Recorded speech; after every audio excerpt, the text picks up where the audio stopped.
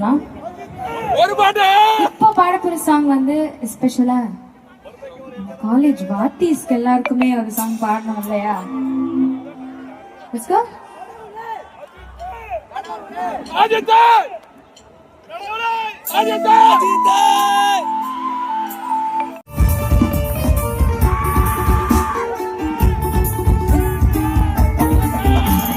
பத்தி குச்சி பத்தி காதுடா, யாரும் வந்து உரசுற வரையில்ல.